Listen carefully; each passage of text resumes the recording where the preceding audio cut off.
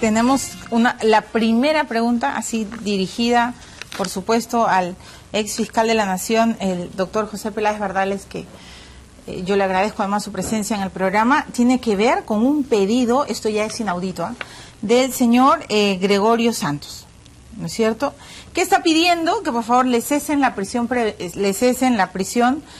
preventiva y que por favor la sustituyan por comparecencia. Se lo está pidiendo al juez y le dice, ¿por qué? Porque le asiste el derecho a Gregorio Santos para ejercer la función que el pueblo le ha encomendado como presidente regional de Cajamarca. Pero ¿quién le manda pues a cometer o a estar involucrado en ciertos delitos, ¿no? Y luego dice, tienen derecho los 288.432 electores, o sea, el 44.27 de la población electoral concernida, que votaron por Gregorio Santos, a que este ciudadano conduzca los destinos de la región Cajamarca. Señor ex fiscal de la Nación, ¿cómo está? Muy buenas noches. Buenas noches. Qué gusto de estar nuevamente en su programa. Le agradezco, doctor Peláez. ¿Esto es posible? Bueno, el hecho que una población de determinado número de personas haya votado por un candidato que está con una medida de detención preventiva no es mérito suficiente o no es causal para que se varíe una medida que ha sido dictada teniendo en cuenta varios factores, ¿no? Y el juez seguramente que ha calificado la prognosis del delito, o sea, qué penalidad tienen los actos delictivos por los cuales está procesado. Exacto. Luego también el peligro de fuga y otras circunstancias que podrían de alguna manera entorpecer la marcha del proceso. Y cuando dicen, pero el 44% de la población tiene el derecho que Santos conduzca a los destinos porque ellos votaron por él. Bueno, pero eso no tiene nada que hacer con la comisión de los delitos por los que viene siendo juzgado, ¿no? Perfecto, entonces que la jueza no se asuste, ¿no? Claro que sí. A ver, la jueza lo va a decidir mañana. Hay que mantener la medida nada más. Hay que mantener la medida. En su raciocinio no concierne. No es causal para revertir o cambiar una medida de esa naturaleza, ¿no? Muy bien. Y entonces, con esa misma contundencia, doctor Peláez Bardales, por favor, yo quiero saber su opinión sobre todo lo que ha pasado en las últimas horas con el ministro Figallo y la ex procuradora Jenny Vilcatoma, y también luego vamos a hablar del fiscal Bona. Bueno, yo creo que todo esto pasa por, primero, un principio de respeto que tiene que haber siempre entre el superior y el inferior, o el inferior hacia el superior. Y también, lógicamente, el nivel de confianza que es necesario tener en estos momentos. Porque imagínense qué pasaría de nuestro país si las personas vamos a ir armadas de grabadoras a reuniones con los superiores. Entonces llegamos realmente a la jungla, a desconfiar de todos, y yo creo que eso no se merece el Perú, el país. Los jóvenes... Olvidándonos de los nombres, ¿usted cree que la procuradora le faltó el respeto al ministro de Justicia al grabar las conversaciones que tenía? Yo creo, esa es mi opinión personal, al margen del cargo nombres, que ostenta, y de los nombres. Pienso que es como llevar, por ejemplo, un arma a una reunión, ¿no? ¿Con qué fin? Guardando las distancias, creo que hay que tener un nivel de confianza y de respeto, y no podemos introducir un instrumento que va a significar grabar una conversación que debe ser de confianza. ¿Y qué pasa, doctor Peláez, si el subordinado, como usted dice, sospecha de que hay un interés especial en el jefe por saber la condición o la figura jurídica sobre un determinado involucrado en un delito? No, digamos, si hay una sospecha muy intensa entre los procuradores, no es lícito, no sé si usar la palabra lícito, pero no es adecuado tener una prueba que demuestre eso. Pero yo creo que mejor renuncio al cargo. Mejor renuncio al cargo. Yo renuncio si es que no y lo estoy, denuncio. Y denuncio el hecho. Claro que sí. Ahora, yo no sé quién puede haber sido la persona que sugirió, no sé si ella misma llevó por iniciativa propia o han habido otras personas. Claro, ella lo que dice es que el procurador Salas le dijo que registrara todo, ¿no? Todas las conversaciones con el ministro Figallo. ¿El ministro Figallo tiene que renunciar? ¿Debe irse a su casa? ¿O usted cree que tiene que enfrentar esta interpelación y esta moción de censura del Congreso y explicar todos los y resolver todos los cuestionamientos? Yo creo que tiene él que enfrentar. El Congreso de la República tiene dentro de sus facultades poder interpelar a los ministros, y por eso él ha concurrido democráticamente. Creo que él va seguramente a absolver las razones por las que se motivó, se llevó a cabo esa reunión, y yo creo que los congresistas van a tener que escuchar y luego resolver conforme a la Constitución, ¿no? En Twitter le preguntan y si la fiscal, bueno, ex fiscal, porque es fiscal. Porque Vilca Toma era fiscal. Luego quiero preguntarle por qué la cambiaron a Loreto. Si un ex procurador duda, bueno, en este caso es la señora Vilca Toma, dicen, ella denuncia el hecho y en una carta al presidente Ollantumala, le dice, le sustenta y además le pide por qué tiene que salir Figalo del cargo. Obviamente luego se sabe además que ha tenido audios y hoy día el propio ministro ha pedido que se presenten todos los audios a la ciudadanía y no recortados, ¿no es cierto? Esa carta no es lo que usted está escribiendo, no es lo que está pidiendo, que si un procurador tiene algo que decir que lo denuncie. Bueno, lo que yo decía es que en todo caso si uno no está conforme con la conducción de un determinado sector o de un determinado cargo, yo creo que lo mejor era renunciar, ¿no? Y la renuncia tiene que hacerla ante el propio ministro. Pero no sería la palabra de un procurador contra la palabra de un ministro y sin pruebas, y el ministro diría, bueno, pues será pues esta señora o este señor procurador bueno, Urresti le ha dicho, ¿no?, que enloqueció, será su vida, pero no hay ninguna sola prueba. O sea, digamos, no se protegió al grabar Vilca Toma a Figalo. Bueno, pero ahí también viene ya otro enfoque desde el nivel del grado de confianza que estoy explicando, ¿no? Y el respeto que debe merecer todo jefe y también el respeto que tiene que tener todo subordinado. Ok, ¿por qué cambiaron a Vilca Toma de la Fiscalía de la Fiscalía? Santa? Porque ella lo pidió.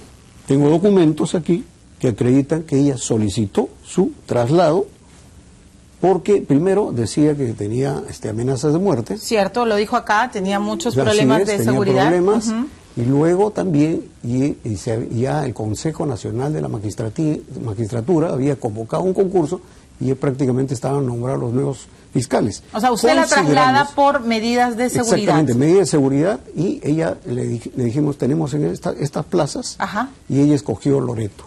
La mandamos. Ella misma escogió Loreto. Ella misma escogió Loreto. Okay. Y lo expresa, el pedido, lo expresa así en la documentación que presentó oportunamente la Fiscalía, y además hizo una conferencia, una nota de prensa, donde ella dice que usted está solicitando su traslado a otra sede fiscal. ¿Podría ver ese documento, claro que sí, por favor? Fiscal Peláez? Perdón, muchas gracias. Acá. Aquí está, bueno, los suscritos fiscales de la Fiscalía Especializada Anticorrupción de esta ciudad, Jenny Vilca Toma de la Cruz y Juan Manuel Toledo Calero. Claro, era el otro fiscal, ¿no es cierto? Sí. Dicen los suscritos fiscales provinciales salimos a partir de la fecha con licencia sin goce de haber, medida dispuesta por el señor Hugo Dante Farro Murillo, que era el presidente de la Junta, ¿no es cierto? No obstante, esta medida, es verdad, ha sido incoada por los recurrentes. Sin embargo, como es sabido, obedece a los últimos acontecimientos suscitados en nuestro agravio, esto es, las amenazas realizadas por personas desconocidas a nuestra integridad física y moral. En los siguientes documentos están los pedidos tanto personales, por carta del señor Toledo y también de la señora Vilca Toma, solicitando el traslado. Es verdad, Juan Manuel Toledo Calero le pide su reubicación de la Plaza Fiscal Provincial de Santa por serias amenazas contra la vida. O sea, Toledo Calero también se lo pidió. Sí, los dos. Primero se les dio protección porque yo hablé directamente con el ministro Wilfredo Pedraza. Para que las protejan. Para que las proteja. Para que ambos los protejan. Eso le quiero preguntar. Fiscal Peláez Bardales, ¿se tiene que seguir protegiendo a Jenny Vilca Toma? El resguardo policial. Bueno, mire, en este momento realmente yo no conozco cuál ha sido el grado de participación más que a través de los medios informativos, ¿no? No conozco el trabajo que ha venido realizando la señora, ¿no? Pero por todo lo que analizó y usted dispuso, lo que puede conocer, yo creo que debería tener una protección. Debería tener una importante y justo, ¿no? Vamos a una pausa y hablemos, por favor, del fiscal Guamán. Y hablemos del fiscal Ramos Heredia. Usted se ríe. ¿Sigue siendo su amigo o ya rompieron palitos? No, sigue siendo el fiscal de la nación. O sea, todavía son amigos. Claro, o sea, somos amigos, colegas. A mí me dijeron que usted venía acá a romper. No tengo por qué, no tengo por qué. Ay. Vamos, después de la pausa le voy a preguntar muchas cosas al fiscal Peláez Bardales. ¿Qué hacía el fiscal Guamán con el ministro Figalo? Le voy a preguntar también si él alguna vez se ha reunido con el asesor presidencial Roy Gates. Y de todo este tema que nos tiene cabezones a todos, vamos a conversar con Peláez Bardales. Ya venimos. Muchas preguntas, porque el preinforme del caso Ancash, lo que dice la prensa es que ha sepultado al ex fiscal José Peláez Bardales. Hay que ser en este punto muy objetivos, porque uno de los temas, de las infracciones que se le acusa al doctor Peláez Bardales es la destitución de los fiscales Toledo, de Jenny Vilcatoma de la Cruz y Juan Toledo Calero, quienes investigaban el caso de la Centralita. Y ya ha explicado, la misma Jenny Vilcatoma ha explicado que ella no fue destituida, ella fue cambiada, y el doctor Peláez Bardales acaba de mostrar el papel de por qué fue cambiada. Así que este punto del Congreso sí me parece que está un poco flaco. Hay varios que no me parecen tan flacos y se los quiero preguntar. ¿Sí? Pero lo primero, doctor Peláez Bardales, el fiscal Guamán se reunió con el ministro Figalo y con la fiscal López Huón. Él hoy día ha manifestado en su explicación ante el Congreso que lo hizo para tocar el tema de la Centralita, y según él nunca se tocó el tema de Martín Belaúnde Locio. ¿Un fiscal puede reunirse con el ministro para tocar un caso en particular? Bueno, aquí se ha dado la reunión, se ha producido la reunión, entonces estamos frente a un hecho que se ha concretado. No es usual, pero tampoco es extraño que un fiscal, un procurador se pueda reunir con un ministro. Digamos, lo normal es que las reuniones sean entre el ministro y el fiscal de la Nación. Eso creía yo. Bueno, si usted hoy fuera el fiscal de la Nación, usted le hubiera, no sé si la palabra es autorizado al fiscal Guamán a ir a hablar con el ministro Figalo, pero ¿usted hubiera dado la luz verde para que esa reunión suceda o usted hubiera ido? Yo creo que lo conveniente era que yo hubiese ido. ¿Cierto? Como fiscal de la Nación voy por el nivel del ministro. Por el nivel de jerarquía. Así es, así es. Ok. Y bueno, nunca vamos a saber qué hablaron en esa reunión, porque Figalo ha dicho que nunca hablaron de Martín Belaúnde Locio, pero aquí el punto que está haciendo una roca en el zapato es justamente el ex amigo presidencial. ¿Usted se reunió en algún momento con Roy Gates?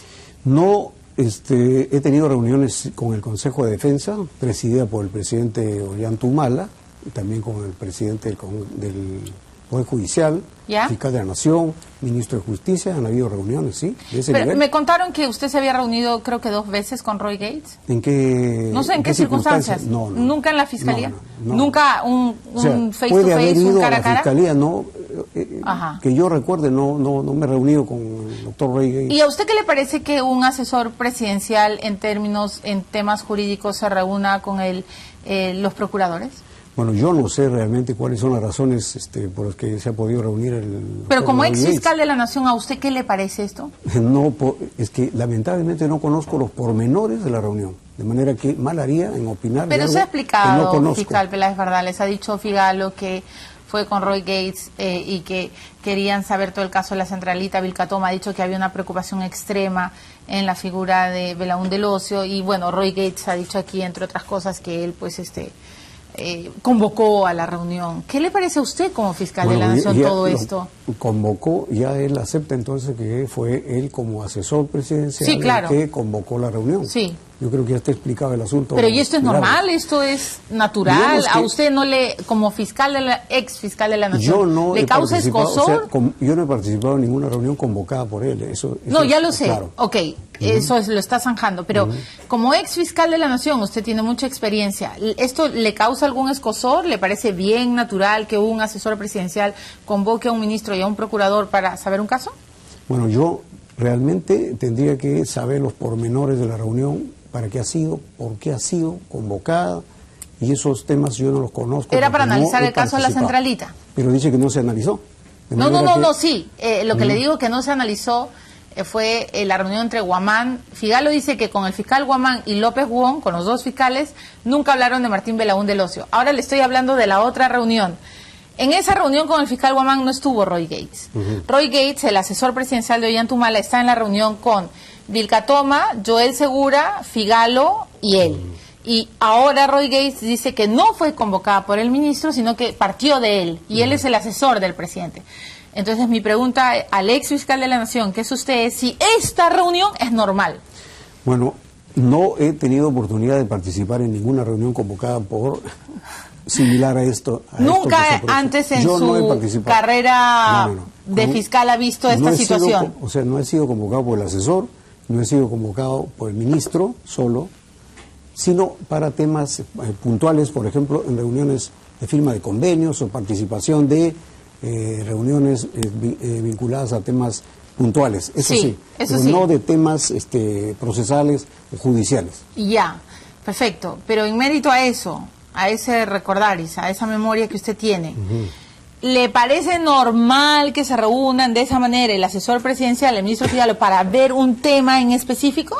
Bueno, no podría decir si es normal o no es normal. No, es como que sí, no he participado. Pero como ex fiscal de la Nación sí puede decir, eso está bien, así funciona el Estado peruano. Es que toda reunión creo que es positiva, cuando se van a tratar temas que son de interés común. Ya. Por eso yo creo que hay que partir de esa premisa. Ya. Ahora, que vengan a tratar cosas que realmente tienen un interés particular, ahí sí creo que está mal. Ahí sí cree que está mal. Eso quería saber su opinión, porque aparentemente era un caso específico, la centralita, y luego fue decantando en Martín Belaún del Ocio. Entonces, lo que muchas personas estamos criticando es por qué ese interés especial del asesor presidencial Roy Gates con el ministro Figalo en tocar ese tema de la colaboración eficaz con dos procuradores. ¿A usted le parece mal? A la luz de los acontecimientos, de los hechos, estoy contestando en el sentido de que tendría yo que conocer cuáles han sido las razones. A lo mejor el asesor tiene un mensaje del presidente de la República, no sé. ¿Pero el presidente de la República puede dar un mensaje sobre un determinado caso? No, por eso le digo que si es un tema general, un tema por ejemplo, de una buena relación entre la Fiscalía, entre la Procuraduría, yo creo que es positivo. Ya. ¿Cierto?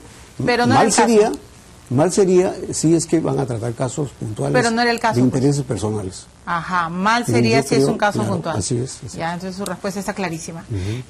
Doctor Peláez, hay varios temas que se le acusan, pero le quiero hacer una pregunta. ¿Por qué habían tantos en la comisión del caso Ancash? Le preguntan y le acusan a usted, ¿no? ¿Por qué se nombró a tantos fiscales provisionales en el tema de la investigación de la red de corrupción de Ancash?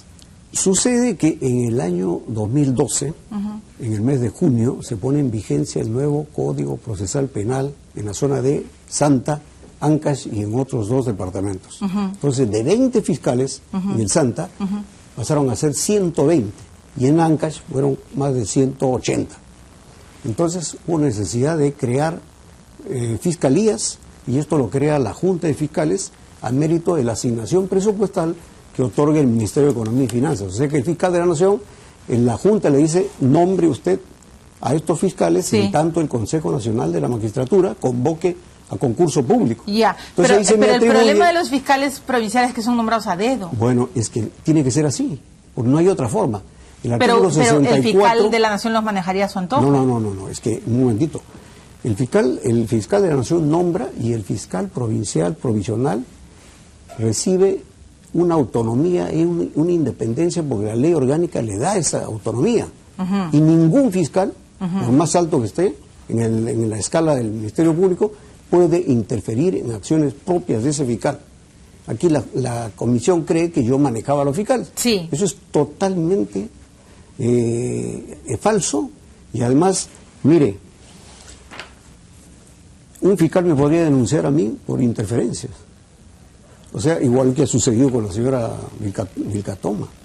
O sea, el fiscal no puede recibir interferencias de ninguna autoridad del Ministerio Público. Además, si hubiera sucedido, de inmediato lo pueden denunciar. Por supuesto.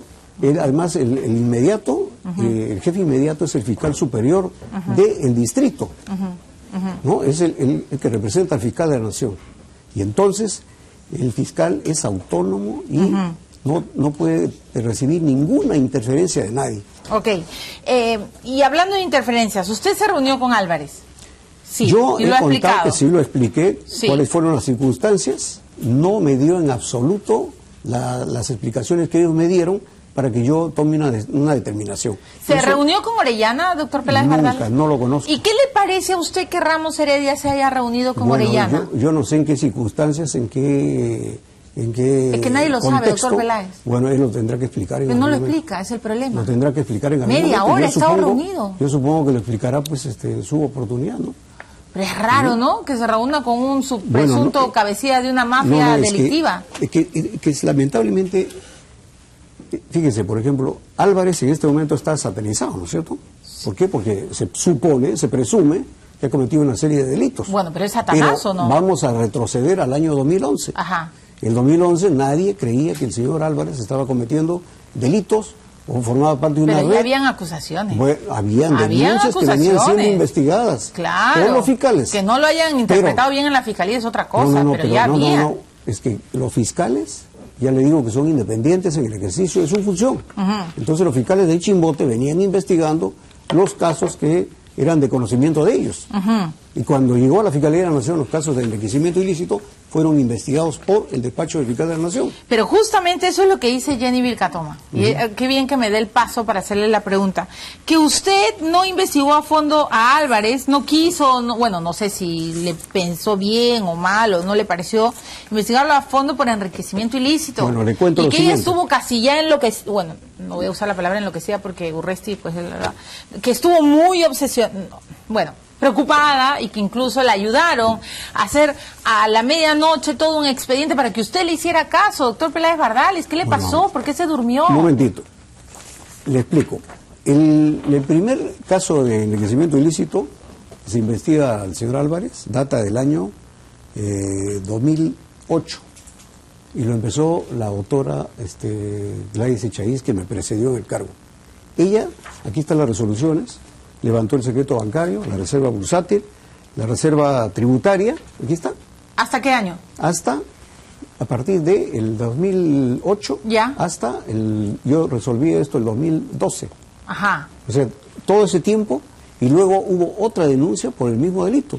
Yo volví a investigar, solicitando a registros públicos, a los bancos, a la reserva y no bursátil, había nada, ni patinetas, eso ya no se ha explicado. Ningún desbalance patrimonial, es decir, sus ingresos eran mayores que sus egresos. Entonces, ¿cómo yo, fiscal de la Nación, voy a denunciar por enriquecimiento ilícito si no tengo pruebas que acreditan el desbalance patrimonial? Pero la ex fiscal Vilcatoma le daba un expediente donde le pedía y le decía. No, yo le remito a la señora Vilcatoma un documento en el cual le digo, explíqueme usted las razones que ameritarían una supuesta investigación, una nueva investigación, porque ya se habían investigado. ¿Y ella qué le responde? Ya no me respondió nada porque ahí vino ya el traslado, el cambio que ella solicitó. Ese es el tema. Bueno, el traslado y luego se va a la Procuraduría, ¿no? El caso Ancash ha perdido a uno de los personajes que más sabe de esta situación con la salida de Vilcatoma. Le cuento, aquí tengo en mis manos la resolución 1307 del 29 de mayo del 2012, justamente a raíz de la puesta en vigencia del nuevo modelo procesal penal en el Santa. Y aquí yo designo al doctor Segundo Felipe López Sotelo, fiscal adjunto superior provisional. Este doctor emite con fecha